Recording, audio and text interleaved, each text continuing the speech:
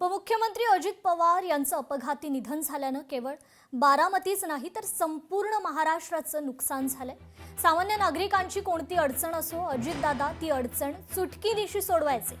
दादा आज आपल्यात नसले तरी दादांसारखा नेता राज्यात पुन्हा होणार नाही अशी भावना बारामतीत दादांना शेवटचा निरोप देण्यासाठी आलेल्या प्रत्येकाच्या मनात होती। यापैकी काही नागरिकांशी चर्चा केली आमचे प्रतिनिधी उमेश करंजकर यांनी।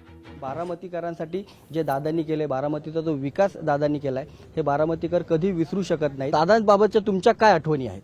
दादाचं काम एकदम परफेक्ट होतं, टायमिंगला बांधील होते, दादाचं कामाला शब्दाचे पक्के होते। सर्व तरुण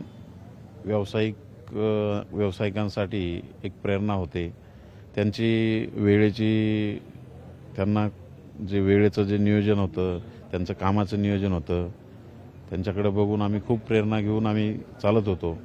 पण दादांच्या जाण्याने आमच्या या तरुण व्यावसायिकांमध्ये एवढी मोठी पोकळी तयार झालेली आहे की ते कधीही भरून येऊ शकणार नाही। आमच्या भागामध्ये एवढा मोठा विकास करणारा नेता आम्हाला ह्यापूर्वी मिळाला नाही आणि इथून पुढे मिळेल याची खात्री आम्हाला नाही, म्हणून आम्हाला एवढं मोठं दुःख झालंय। त्या दुःखापोटी आम्ही दादांना शेवटचा निरोप देण्यासाठी पहाटे 5ला उठून या ठिकाणी आम्ही हजर झालो। दादांना पुन्हा एकदा प्रणाम आणि दादासारखा पुन्हा नेता होणे नाही। आज खरं तर महाराष्ट्रातनं राजकारणातला हुकमी एक्का गमावलाय। दादाला ग्रामीण भागातली जाण होती, सर्वसामान्याच्या प्रश्नाची जाण होती। दादा एक विकासाचं मॉडेल म्हणून उदयास आलेलं नेतृत्व होतं।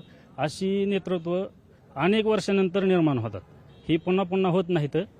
ह्या गोष्टीची जाण गोरगरीब जनतेला कायम मनात सल राहील। फक्त बारामतीकरच नाही तर राज्यभरातून आज ही सर्व लोक जे आहेत ती दादांना शेवटचा निरोप देण्यासाठी बारामतीत आली होती।